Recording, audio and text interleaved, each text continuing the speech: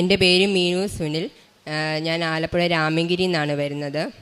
2020 ഏപ്രിലാണ് ഞങ്ങളുടെ വിവാഹം നടന്നത്. വിവാഹം നടന്ന് ഇവിടെ വരുമ്പോഴത്തേക്കും അതിനുശേഷം എനിക്ക് ഫിക്സ് സംബന്ധമായ അസുഖങ്ങൾ ആദ്യമായി ഉണ്ടാകുന്നത്. അന്നു മുതൽ തന്നെ എനിക്ക് ഫിക്സ് സംബന്ധമായ ഓരോ കോട്ടുകൾ, അങ്ങനെ ഓരോ പ്രശ്നങ്ങൾ ഉണ്ടാകാൻ തുടങ്ങി. പല പ്രാവശ്യമായിട്ടും എനിക്കിങ്ങനെ അസുഖങ്ങൾ ഇങ്ങനെ വന്നുകൊണ്ടിരുന്നു. അങ്ങനെ ഫിക്സ് സംബന്ധമായ അസുഖം വന്നു കഴിഞ്ഞാൽ എനിക്ക് 1.5 മണിക്കൂറോളം നീണ്ടു നിൽക്കുമായിരുന്നു. എനിക്ക് എന്താ നടക്കുന്നതെന്ന് പോലും എനിക്കറിയാൻ മേല. എൻ്റെ വലത്തോട്ട് ചുണ്ടിൻ്റെ വലത്തോട്ട് ഭാഗത്തായിട്ട് എപ്പോഴും കോട്ട് പോലെ വരുമായിരുന്നു. ഹസ്ബൻഡും അമ്മയൊക്കെ വളരെയധികം പേടിച്ചിരുന്നു ഇതെന്താണെന്ന്. അതുപോലെ തന്നെ 1.5 വർഷത്തോളം ഇതിങ്ങനെ കണ്ടിന്യൂസ് ആയിട്ട് ഇങ്ങനെ വന്നുകൊണ്ടിരുന്നു. 2022 ജൂൺ മാസമൊക്കെ ആയപ്പോഴാണ് ഞങ്ങൾ കോട്ടയം മെഡിക്കൽ കോളേജിൽ ഇങ്ങനെ ഡോക്ടറിനെ കാണിച്ചു. ഡോക്ടർ പറഞ്ഞു ഞരമ്പിൽ നിന്നുള്ള ഒരു ഇതാണെന്നാണ് പറഞ്ഞത്, മരുന്ന് കഴിക്കണമെന്ന് പറഞ്ഞു. അതിനുശേഷം ഒരു MRI ചെയ്യാനായിട്ട് ഞങ്ങളോട് ആവശ്യപ്പെട്ടു.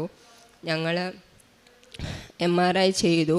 MRI ചെയ്തിട്ട് എൻ്റെ റിസൾട്ട് കിട്ടാൻ കുറച്ച് താമസമുണ്ടായിരുന്നു.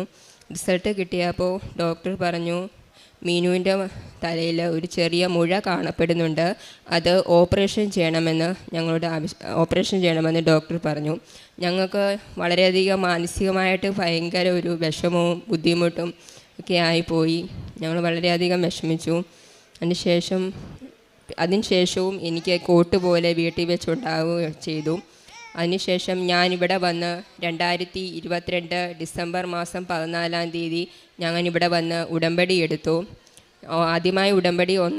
ആദ്യമായി വെച്ചത് മാതാവേ, എൻ്റെ തലയിൽ ഒരു മുഴയുണ്ടെന്ന് ഡോക്ടർ പറയുകയും ഞാൻ എന്ത് ചെയ്യണം മാതാവേ, എൻ്റെ തലയിൽ മുഴയുണ്ടാകില്ലേ എന്ന് ഞാൻ മാതാവിനോട് പ്രാർത്ഥിച്ചു. ഉടമ്പടി എടുത്തു. അതോടൊപ്പം തന്നെ രണ്ടാമതായിട്ട് ഞാൻ ഉടമ്പടി എടുത്തത് എനിക്കൊരു കുഞ്ഞുണ്ട്. അതോടൊപ്പം തന്നെ ഒരു കുഞ്ഞും കൂടെ വേണമെന്ന് ഞാൻ മാതാവിനോട് ഉടമ്പടി എടുത്തിരുന്നു. അതിനുശേഷം ഡിസംബർ മാസം ഞാൻ ഇവിടുന്ന് പോയി. അതോടൊപ്പം തന്നെ ജനുവരിയിലാണ് എനിക്ക് ഓപ്പറേഷന് വേണ്ടി ഡോക്ടർ ഡേറ്റ് തന്നത്. ഞങ്ങൾ ജനുവരി 13-ാം തീയതി വെള്ളിയാഴ്ച ഞങ്ങൾ കോട്ടയം മെഡിക്കൽ കോളേജിൽ അഡ്മിറ്റ് ആവുകയും 5 ദിവസം അവിടെ കിടക്കുകയും ചെയ്തു, ഹോസ്പിറ്റലിൽ കിടക്കുകയും ചെയ്തു. ഡോക്ടർമാരെല്ലാ ദിവസവും വന്ന് കൗൺസിലിങ്ങിന് വരുമായിരുന്നു. എല്ലാം MRI എല്ലാം ചെക്ക് ചെയ്തു, എല്ലാം കഴിഞ്ഞു. 5 ദിവസം കഴിഞ്ഞിട്ടും ഡോക്ടർമാർ പറഞ്ഞു ഇത് ഓപ്പറേഷൻ ചെയ്യേണ്ട ആവശ്യമില്ല, മീനുവിന് തലയിൽ മുഴയൊന്നും അങ്ങനെ കാണപ്പെടുന്നില്ലല്ലോ, ഈ MRIയിലൊന്നും കാണുന്നില്ലല്ലോ, ഇത് ചെയ്യണ്ട എന്നിങ്ങനെ പറഞ്ഞു. വീട്ടിൽ നിന്ന് പോകുമ്പോൾ 2023 ജനുവരിയിൽ 13-ാം തീയതി വീട്ടിൽ നിന്ന് അഡ്മിറ്റ് ആവാൻ പോകുമ്പോൾ ഞാൻ കരഞ്ഞുകൊണ്ടാണ് സത്യം പറഞ്ഞാൽ വീട്ടിൽ നിന്ന് പോകുന്നത്. എന്ത് ചെയ്യണമെന്നറിയത്തില്ല. ഒരു കുഞ്ഞു കൊച്ചുണ്ട്, മൂത്ത ഒരാളുണ്ട് കയ്യിൽ. എന്ത് ചെയ്യണം മാതാവേ, ഞാൻ എന്ത് ചെയ്യണം എന്ന് ഞാൻ ആലോചിച്ചു. ദൈവമേ, അവിടെ ചെന്ന് കഴിയുമ്പോൾ എന്തെങ്കിലും ഒരു മാറ്റം സംഭവിക്കണമെന്ന് ഞാൻ പ്രാർത്ഥിച്ചു. ഈ മാതാവിൻ്റെ ഈ ബുക്കുമായിട്ടാണ് ഞാൻ ആ വീട്ടിൽ നിന്ന് പടിയിറങ്ങുന്നത്. ഞാനും ഉണ്ട്, അമ്മയുണ്ട്. 5 ദിവസം അവിടെ കിടന്നു. 5 ദിവസം കഴിയുമ്പോൾ ഡോക്ടർ പറഞ്ഞു മീനുവിന് ഓപ്പറേഷൻ ചെയ്യേണ്ട ആവശ്യമില്ല, നിങ്ങൾ ധൈര്യമായിട്ട് വീട്ടിലോട്ട് പോയിക്കോളൂ, ഒന്നും ചെയ്യേണ്ട ആവശ്യമില്ല. ഞാൻ മാതാവിനോട് അവിടെ നിന്ന് ആ 10-ാം വാർഡിലാണ് ഞാൻ കിടന്നു. അവിടെ നിന്ന് ഞാൻ കരഞ്ഞു സത്യം പറഞ്ഞാൽ. രാവിലെയും വൈകിട്ടും എല്ലാം ഞാൻ ഈ മാതാവിൻ്റെ ബുക്ക് എടുത്ത് വായിക്കണം. മാതാവ് എനിക്ക് ഓപ്പറേഷൻ വേണ്ടായിരുന്നു മാതാവേ, ഞാൻ എന്ത് ചെയ്യണം, എന്തെങ്കിലും ഒരു മാറ്റം. പക്ഷെ ആ മാതാവിൻ്റെ രൂപത്തിൽ ഡോക്ടർമാർ പറഞ്ഞ വാക്കുകൾ വളരെയധികം ഞങ്ങളുടെ കുടുംബത്തിനെ വലിയൊരു പറയാൻ വാക്കുകളില്ല. മാതാവ് ഞങ്ങളെ രക്ഷിച്ചു.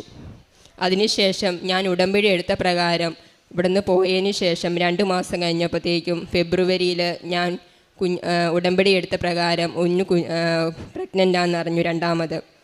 അതിനുശേഷം ഡോക്ടർ പറഞ്ഞു പ്രഗ്നൻ്റ് ആൻഡ് ഫിക്സ് എന്നുള്ള ഇതുള്ളത് കൊണ്ട് ചിലപ്പം കുട്ടിക്ക് എന്തെങ്കിലുമൊക്കെ ഇത് സംഭവിക്കാൻ, മുന്തിമാന്യോ വൈകല്യങ്ങൾ ചിലപ്പോൾ ഉണ്ടാകാൻ സാധ്യതയുണ്ട്, കുഴപ്പമില്ല, എന്നാലും ഒരു MRI കൂടെ ചെയ്യണം, കുട്ടി ഇപ്പം ഉണ്ടായി കഴിഞ്ഞതിന് ശേഷം ചെയ്താലും മതി, MRI ചെയ്താലും മതി എന്ന് പറഞ്ഞു. ഞങ്ങൾ കുട്ടി ഉണ്ടായി 2024 ഒക്ടോബറിൽ 26-ാം തീയതി കുട്ടി ഉണ്ടായതിന് ശേഷം നിങ്ങളൊരു MRI ചെയ്യണം എന്ന് ഞങ്ങളോട് ഡോക്ടർ ആവശ്യപ്പെട്ടു. അപ്പോൾ ഞങ്ങൾ ഡോക്ടറിനോട് പറഞ്ഞു ഡോക്ടർ ഞങ്ങൾ ചെയ്യാം എന്ന് പറഞ്ഞു. പിന്നെ ഡോക്ടർ പറഞ്ഞു നിങ്ങൾ MRI ചെയ്ത് കഴിയുമ്പോൾ ഇപ്പോൾ പ്രഗ്നൻറ്റും കൂടെയൊക്കെ ആയത് കാരണം അതിന് ശേഷം ചിലപ്പോൾ ഒരു മുഴയുണ്ടെന്നാണല്ലോ എൻ്റെ റിപ്പോർട്ടിൽ കിടക്കുന്നത്.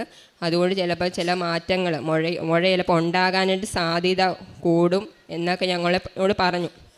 പിന്നെ ഗൈനക്കോളജിസ്റ്റും പറഞ്ഞു, ഞങ്ങൾ 100% ഉറപ്പും തരുന്നില്ല മീനു, ഹസ്ബൻഡിനോടും പറയണം, ചിലപ്പോൾ കുട്ടിക്ക് 100% ഞങ്ങൾ ഉറപ്പ് നൽകത്തില്ല, കുട്ടിക്ക് ചിലപ്പോൾ ബുദ്ധിമാന്ദ്യമോ വൈകല്യങ്ങൾ ഉണ്ടാകാൻ സാധ്യതയുണ്ട്, അതുകൊണ്ട് ഞങ്ങൾ ഒന്നും പറയുന്നില്ല ഇങ്ങനെ പറഞ്ഞു. അപ്പം ഞാൻ ഒരുപാട് കരഞ്ഞു. ഡോക്ടർ എന്നോട് ഇങ്ങനെ പറഞ്ഞു. അപ്പം ഞാൻ പുറത്തിറങ്ങി കഴിഞ്ഞപ്പോൾ ഞാൻ കരഞ്ഞു. അപ്പോൾ അമ്മ എന്നോട് പറഞ്ഞു, മീനു സാരമില്ല, പോട്ടെ, ഡോക്ടർമാരങ്ങനെ പറയുന്നതായിരിക്കും, നമ്മളെല്ലാം ദൈവത്തിന് വിട്ടുകൊടുക്കുക എന്നിങ്ങനെ പറഞ്ഞു. അപ്പം എനിക്കിപ്പം ഒരുപാട് കരയും വിഷമിക്കുകയൊക്കെ ചെയ്തു. പക്ഷേ എന്നാലും ഞാൻ മാതാവിനെ അപ്പോഴും മാതാവാണ് അവിടം വരെ എത്തിച്ചു തന്നെ. ഞാൻ എല്ലാ ദിവസവും ഉച്ച സമയമൊക്കെ ആകുമ്പോഴും വൈകുന്നേരവും മാതാവിൻ്റെ പുസ്തകങ്ങൾ എടുത്ത് വായിക്കുകയും മാതാവിൻ്റെ തൈലം പുരട്ടുകയും മാതാവിനെ മുറുകെ പിടിക്കുകയായിരുന്നു. മാതാവ് എന്നെ കൈവിടത്തില്ലെന്നൊരു വിശ്വാസമായിരുന്നു എനിക്ക്. അപ്പോൾ എന്നോട് ഇങ്ങനെ ഡോക്ടർ പറഞ്ഞപ്പോഴും ഞാൻ കരഞ്ഞു. ഞാൻ എന്ത് ചെയ്യും, അവർ ഒന്നും പറയുന്നില്ല. പിന്നെ അത് കഴിഞ്ഞതിന് ശേഷം കുട്ടി ഉണ്ടായതിന് ശേഷം ഞങ്ങൾ MRI സ്കാൻ ചെയ്തു കഴിഞ്ഞപ്പോഴത്തേക്കും ആ റിപ്പോർട്ടിൽ ഒന്നും തന്നെ കണ്ടെത്താൻ സാധിച്ചില്ല. ഒരു മുഴയോ മറ്റുള്ള ഒന്നും കണ്ടെത്താനായിട്ട് സാധിച്ചില്ല. ഡോക്ടർ പറഞ്ഞു, ചിലപ്പോൾ അത് എന്തെങ്കിലും പ്രഗ്നൻസിയുടെ ഇതായതുകൊണ്ട്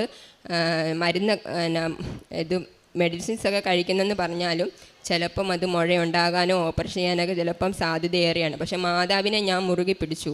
മാതാവ് എന്നെ കൈവിടത്തില്ല എന്നൊരു വിശ്വാസം എനിക്കുണ്ടായിരുന്നു. കുട്ടി ഉണ്ടായതിന് ശേഷവും എനിക്ക് ടെൻഷനും കാര്യങ്ങളും ഒക്കെ ആയിരുന്നു. എന്താണ് ഈശ്വര ദൈവം എനിക്ക് ഇനി വിധിച്ചിരിക്കുന്ന വിധി എന്താണെന്ന് നമുക്കറിയില്ലല്ലോ, ഇനി MRI ചെയ്യുമ്പോൾ എന്താ സംഭവിക്കുന്നത്. എന്നെ ഒരുപാട് പേര് ആക്ഷേപിച്ചു, നിനക്ക് വയ്യാത്തത് കൊണ്ട് നീ എൻ്റെ ഒരു കുഞ്ഞുണ്ടായി എന്നൊക്കെ എന്നെ കളിയാക്കിയവരുണ്ട്. പക്ഷെ മാതാവ് എന്നെ കൈവിട്ടില്ല.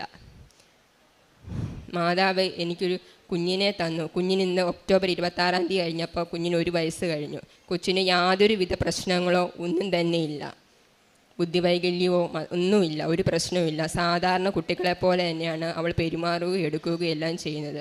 മാതാവിനോട് ഈശോയോട് എത്ര നന്ദി പറഞ്ഞാലും എനിക്ക് മതിയാകത്തില്ല. എൻ്റെ ജീവിതത്തിൽ ഞാൻ ഇവിടെ വന്നിട്ട് പോയതിന് ശേഷം 2022 ഡിസംബർ 14 ഞാനിവിടെ വന്നിട്ട് പോയതിന് ശേഷം മാതാവ് എൻ്റെ ജീവിതത്തിൽ ഒരുപാട് മാറ്റങ്ങൾ സംഭവിച്ചു.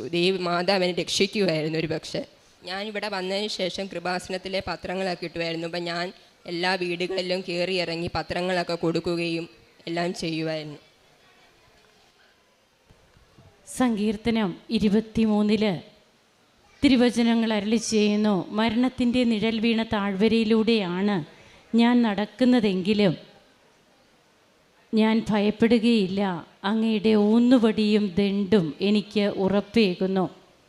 മീനു സുനിൽ തൻ്റെ രോഗാവസ്ഥയും വീണ്ടും പ്രഗ്നൻസിയിൽ ആകുമ്പോൾ ആ കുഞ്ഞിന് ഓൾറെഡി ഫിറ്റ്സിൻ്റെ മരുന്നൊക്കെ എടുക്കുന്ന മകളാണ്. അപ്പോൾ കുഞ്ഞിനും ബുദ്ധിമാന്ദ്യമോ അംഗവൈകല്യമോ ഒക്കെ ഉണ്ടാകാം. ഇതൊക്കെയാണ് നാം കേട്ടത്. എന്നാൽ തന്നെയും തൻ്റെ കുഞ്ഞിനെയും പരിശുദ്ധ അമ്മ എത്രത്തോളം സംരക്ഷിച്ചു. അമ്മയോട് ഉച്ച മുതലുള്ള സമയത്ത് ഈ പുസ്തകവും നെഞ്ചോട് ചേർത്ത് ഞാൻ അമ്മയെ വിളിക്കുമായിരുന്നു. ഉറക്കെ കരഞ്ഞ് അമ്മയോട് എൻ്റെ കാര്യങ്ങൾ പറയുമായിരുന്നു. ഈ ഒരു സംസാരം അമ്മയ്ക്ക് ഒത്തിരി ഇഷ്ടമാണ്.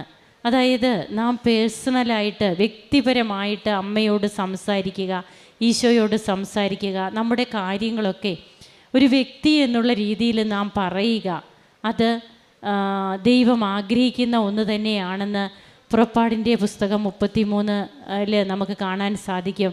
സ്നേഹിതനോട് എന്ന പോലെ ദൈവം മോശയോട് മുഖാഭിമുഖം സംസാരിച്ചു എന്ന് തിരുവചനങ്ങൾ അരുളി ചെയ്യുന്നുണ്ട്.